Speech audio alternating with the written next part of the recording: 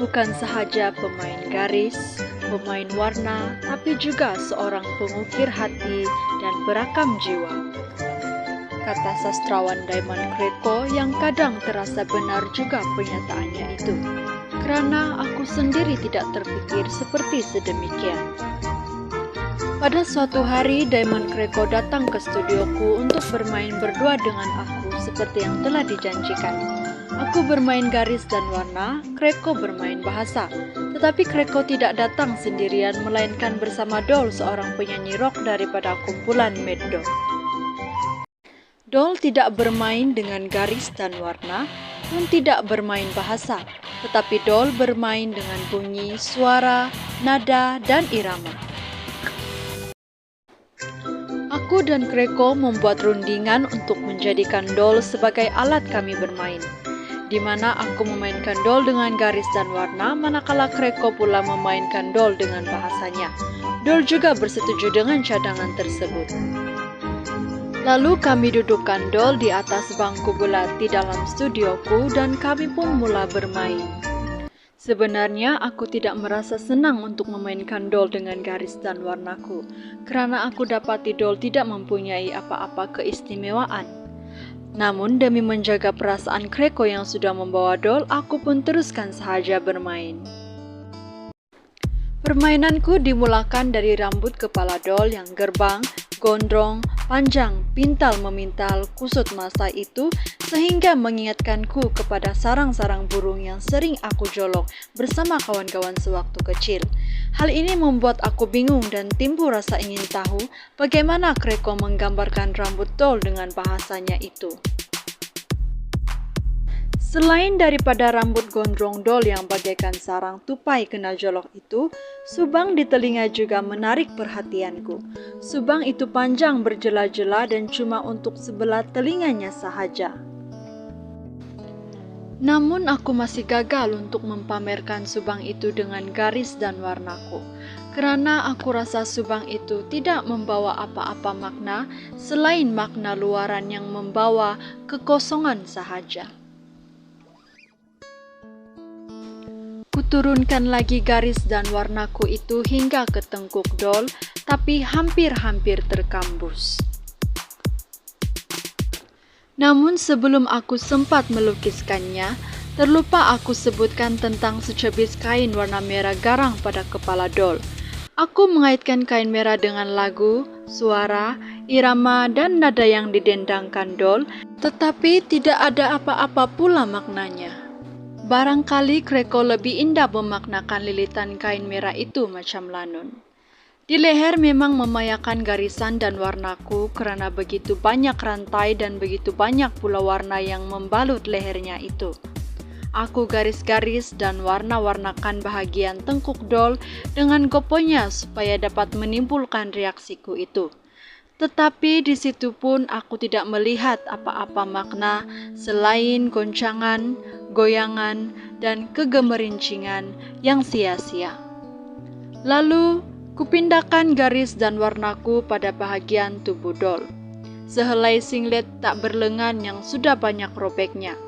Di situ garis dan warnaku bermain lama.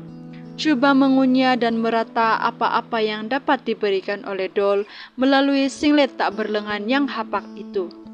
Nampak jelas bulu ketiak dan bulu dadanya. Di punggungnya terkoyak sana-sini dan di kedua-dua lututnya pula seluar jeans itu sudah pun robek, penuh umbai-umbai. Dan apabila garis dan warnaku jatuh ke bawah kaki Doll, kasutnya memang jenis kasut boot tebal yang sering digunakan oleh kuli-kuli hutan belantara, menebang banir sepemeluk, dua pemeluk.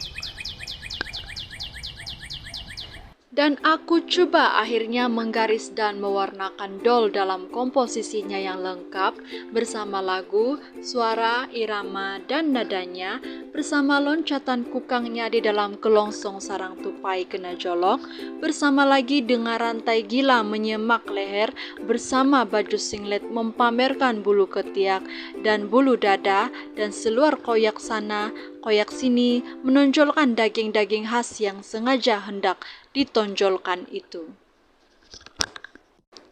Itulah Doll, penyanyi rock dari kumpulan Mad Dog yang terkenal dan amat banyak peminat dan pemujanya di seluruh negara. Aku pergi jauh dari itu lagi dengan garis dan warnaku itu. Aku bayangkan garis dan warnaku itu tiba-tiba luput di telan zaman. Aku kikiskan garis dan warnaku itu habis-habisan. Yang tinggal hanya kekosongan di atas kertas. Aku tidak merasakan apa-apa keistimewaan dalam diri Doll. Doll sebenarnya tidak wujud. Yang wujud hanyalah kepura-puraan yang tergambar melalui benda-benda mati. Lalu, aku mengoyakkan kertas lukisanku yang tadinya penuh dengan garis dan warna dan kubuangkan lukisan itu melalui tingkap studioku. Aku mengambil sehelai kertas lukisan yang lain yang masih putih tanpa garis dan warna, dan kugariskan menjadi bulatan banyak-banyak. 0,0,0,0,0,0. Rupanya, Kreko pun mengalami hal yang sama dengan aku, tetapi aku tidak ingin mengganggunya. Aku menyelesaikan lukisan 0,0,0,0ku yang sepenuh muka dan ku tunggu Kreko menyelesaikan bahasanya. Akhirnya, Kreko pun selesai sambil menarik nafas panjang bagaikan satu kelegaan yang sekian lama ditunggu-tunggu. Kreko mempamerkan penulisan kreatifnya itu, aku terus membacanya. 0,0,0,0.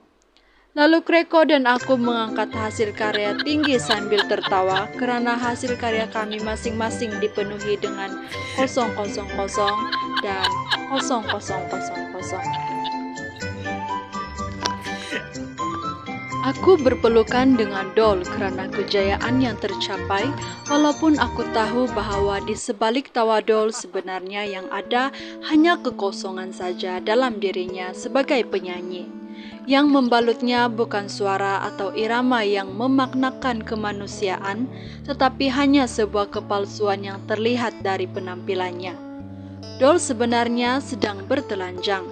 Dia tidak mempunyai apa-apa makna, walaupun peminatnya berjuta-juta, tetapi peminat itu pun berada dalam 0,0,0 dan 0,0,0.